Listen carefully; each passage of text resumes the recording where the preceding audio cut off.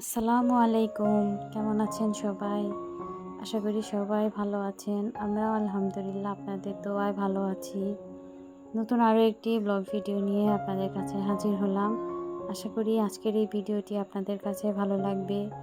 আর video শুরুতে please একটি like দিয়ে ভিডিওটি কন্টিনিউ করবেন। পুরো ভিডিওটি দেখবেন আশা করি। তো সকালে নাস্তা বানিয়েছিলাম কিছু হাঁড়ি পাতিল এবং নাস্তা শেষে যে প্লেট বাটিগুলো জমেছিল সেগুলো একটু ধুয়ে নিচ্ছি। তো আজকে আবার দুপুরেও রান্না করব।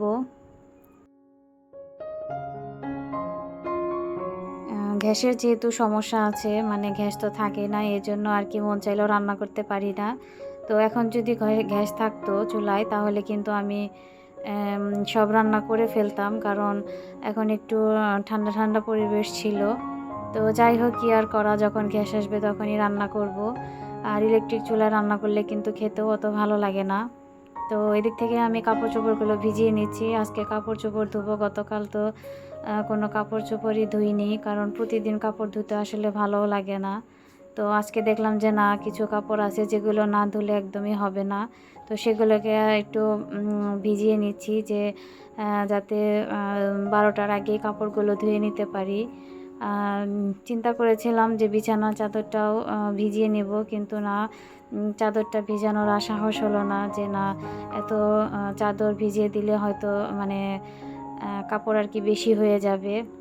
তো যাই হোক, ওদিকে আমি কাপড় ভিজিয়ে রেখে এসে দেখলাম যে অল্প কিছু পরিমাণে গ্যাস আছে।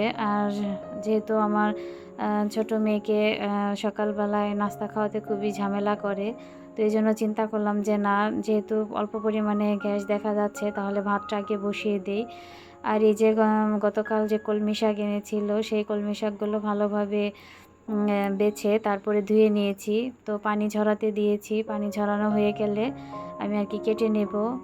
আর আজকে চিন্তা করেছি গরুর মাংস রান্না করব, তো গরুর মাংসটাও ভিজিয়ে রেখেছিলাম। আর এই যে দেখেন, অফ ক্যামেরায় আমি কিন্তু সবগুলো কাপড় চোপড় ধুয়ে নিয়েছি। অনেকটা সময় চলে গেছে। তো এখন কিন্তু এখনও ঘড়িতে 12টা বাজেনি।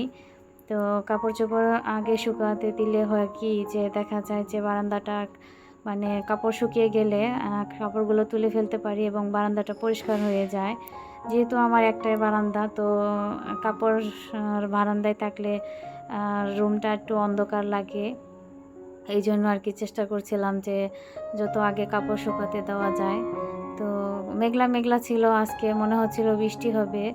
আসলে 2-3 দিন ধরে এরকম মেঘলা, প্রচণ্ড মেঘ হয় কিন্তু বৃষ্টি হয় না। তো আশেপাশে শুনি যে অন্যান্য এলাকায় ভালো বৃষ্টি হয়, কিন্তু আমাদের এদিকে বৃষ্টির কোনো দেখাই নেই। আর প্রচণ্ড গরম, অসহ্য একটা ভ্যাপসা গরম। তো মাঝে মাঝে বাতাস আসে, আবার দেখা যায় বন্ধ হয়ে যায়। তো আসলে কেমন একটা মানে অবস্থা। তো যাই হোক, তো বারান্দায় এসে দেখলাম যে ভালো একটু বাতাস ছিল, খুব ভালো লাগছিল।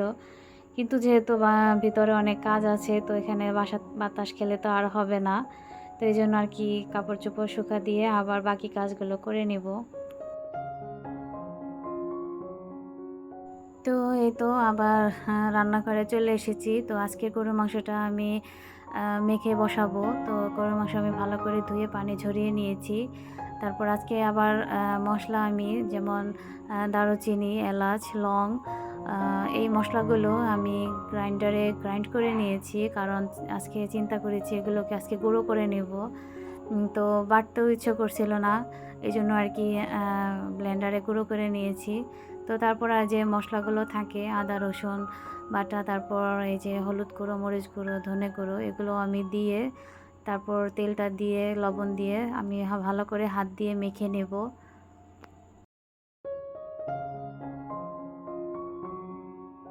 তো আসলে এভাবে গরুর মাংস যদি মেখে কিছুক্ষণ, মানে 2-3 ঘন্টার মতো ফ্রিজে রাখা যায়, তাহলে কিন্তু খুবই ভালো হয়। মাংসের ভিতরে খুব ভালো করে মশলা ঢোকে এবং সেই মাংস খেতেও কিন্তু বেশ মজা লাগে। তো আমি এখানে বেশ কিছু পরিমাণে পেঁয়াজও দিয়েছি, কারণ মাংসতে আমার একটু পেঁয়াজ বেশি দিলে ভালো লাগে। তো যেহেতু এখন কিন্তু প্রায় 2টার কাছাকাছি চলে গেছে সময়। তো আসলে গ্যাস তো ওইরকম না আসলে মাংসটা চুলায় দিলে ভালো লাগে না। তারপরও যেটুকু এসেছে আর কি ওইটুকুতে আমি করে ফেলবো। তো আমি এখানে খুব ভালো করে মেখে আর কি চুলায় বসিয়ে দেব।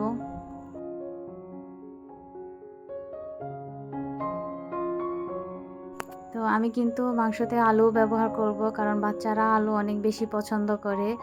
তো আমারও আলু অনেক ভালো লাগে। তো মাংসতে ২-১ টা আলু না থাকলে কিন্তু একদমই ভালো লাগে না। যেহেতু আসলে কি বলবো, মেক্সিমাম লোকের কাছেই শুনি যে মাংসতে আলু দিলে ভালো লাগে। তো মাঝে, মাঝে আলু ছাড়াও খাই, কিন্তু যেহেতু সবাই পছন্দ করে আর বাচ্চারাও যেহেতু চায় খাওয়ার সময়, তো এইজন্য আর কি চিন্তা করেছি আলুও দিব। ১ম এ চিন্তা করেছিলাম আলু দিব না। কিন্তু পরে আবার মনে হলো যে না, খাওয়ার সময় তো ওরা বলবে যে আলু দাওনি কেন? তো এইজন্য আর কি আলু দেওয়ার সিদ্ধান্তটা আবার পরে নিয়েছিলাম। তো আমি আলু কেটে কিন্তু ওদিকে ধুয়ে ভালো করে রেখে দিয়েছি। আর এই তো পাশের চুলায় আমি বসিয়ে দিলাম। তো পাশের চুলায় বসিয়ে এখন এই যে শাকগুলো যে ঝরাতে দিয়েছিলাম ধুয়ে, তো সেগুলো এখন কেটে নিচ্ছি। আর এগুলো হচ্ছে কলমি শাক। আমি জানি না কেন জানি আমার কলমি শাক খেতে খুবই ভালো লাগে। তো আমার তো খুবই পছন্দ হয়, কিন্তু আসলে আমার হাসব্যান্ড অনেক সময় আনতে চায় না। বলে যে কলমি শাকের মধ্যে কী আছে যে এটা তোমাকে খেতে হবে।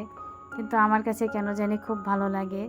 তো যাই হোক, আমি কলমি শাক কেটে একটা সাইডে রেখে তারপরে আর কি পটল ভাজবো। তো পটলগুলো আমি এখন টুকরো করে একটু সাইড দিয়ে কেটে নিচ্ছি।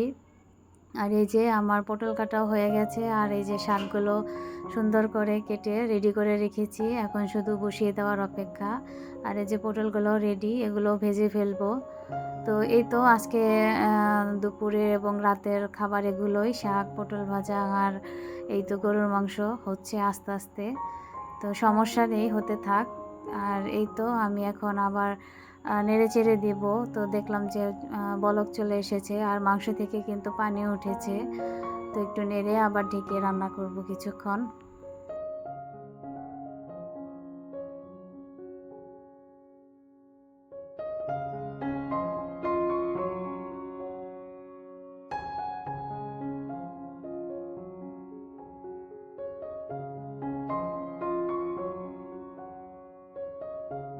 তো এই তো গরুর মাংস আ এক চুলায় কষাচ্ছি, আরেক চুলায় আমি শাকটা বসিয়ে দেব। তো দেখলাম মোটামুটি গ্যাস ভালোই এসেছে। তো আমি শাকের জন্য এখানে পেঁয়াজ, রসুন আর শুকনা মরিচ দিয়ে তেলে ভালো করে একটু লাল, লাল করে নিচ্ছি। তো আমি আসলে শাকের মধ্যে একটু পেঁয়াজ আর রসুন একটু বেশি পরিমাণে খাই। কারণ একটু পেঁয়াজ, রসুন বেশি না হলে আমার কাছে ভালো লাগে না। তো আমি তো এখন শুকনো মরিচ দিয়ে আর কি ভেজে নিচ্ছি। কিন্তু আমি লাস্টের দিকে আবার কাঁচা মরিচও দিব। কারণ কাঁচামরিচ দিলেও কিন্তু ভালো লাগে। আর যেহেতু আমি কাঁচামরিচ শেষে দিব, তাতে কিন্তু আমার শাকটা ঝাল হবে না। আর এই তো আমি এখন শাকগুলো ভালো করে পেঁয়াজের সাথে মিশিয়ে নিচ্ছি। আর আমি কিন্তু এখনও লবণ দেইনি, কারণ শাকে আমি লবণটা একটু পরেই দিই। কারণ শাকটা একটু যখন চুপসে আসে তারপর কিন্তু বোঝা যায় যে শাকের পরিমাণটা কতটুকু হয়। তার আগে যদি লবণ দিয়ে দেই, অনেক সময় বেশি হয়ে গেলে কিন্তু শাক আর খাওয়া যায় না। তো এই কারণে আমি সবসময় শাক রান্না করতে গেলে লবণটা কিন্তু পরে বুঝে শুনে আর কি দিয়ে থাকি।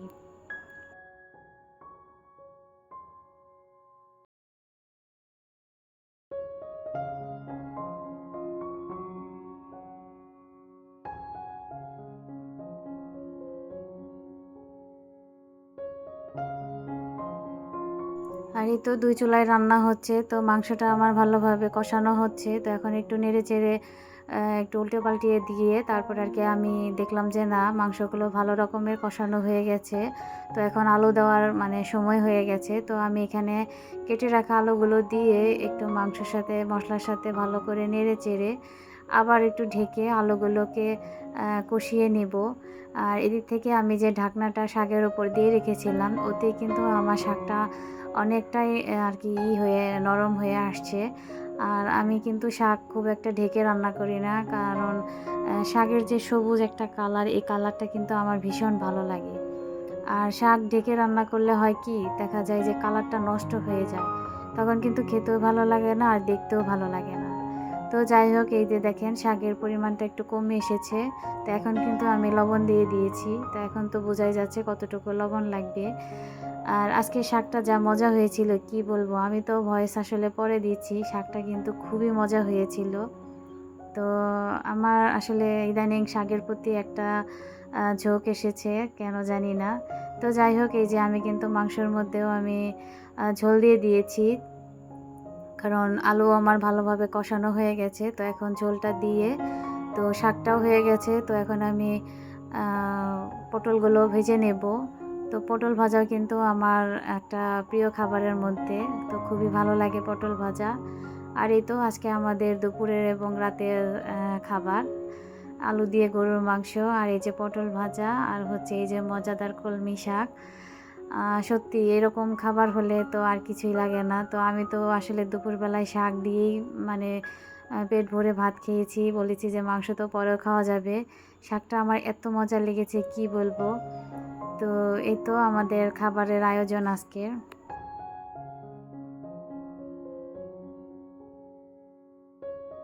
তারপর গোসল সেরে অফ ক্যামেরায় কিন্তু নামাজ-টামাজ পড়ে আ অনেকটা সময় কাটিয়েছি। তারপরে এই যে বিকেলে কিন্তু ঝমঝম করে বৃষ্টি নেমে গেছে। তো আজকে সারাদিন একটু মেঘলা মেঘলাই ছিল। আবার একটু রোদও উঠেছিল হালকা পাতলা দুপুরে। তো তারপরে এই যে বিকেল থেকে আর কি বৃষ্টি। তো বৃষ্টিতে খুবই ভালো লাগছিল। অনেকদিন পর আসলে বৃষ্টি দেখলাম। মানে বেশ কিছুদিনই হলো যে বৃষ্টি হয় না, কিন্তু মেঘ হয়ে থাকে।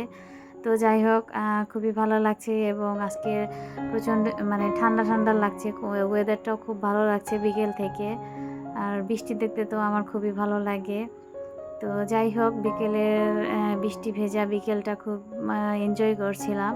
তো এইভাবে আর কি বিকেলটা কেটেছে। আর এই যে দেখেন, আকাশে কিন্তু এখনও মেঘ আছে। তো এই আকাশের কত রং আর কত রূপ, আসলে সেটাই বসে, বসে চিন্তা করছিলাম আর একটু ভিডিও করেছিলাম। তো যাই হোক, তারপরে সন্ধ্যাবেলায় আজকে তেমন একটা নাস্তা বানাইনি। তো বাচ্চারা এমনি মুড়ি বানিয়ে খেয়েছে। আর এখানে কিছু ফল কেটে নিয়েছিলাম। এটা হচ্ছে ড্রাগন ফল। তো ড্রাগন ফল তো আমার কাছে খুবই ভালো লাগে। আর দেখতে মাশাআল্লাহ কতটা সুন্দর, কতটা কালারফুল।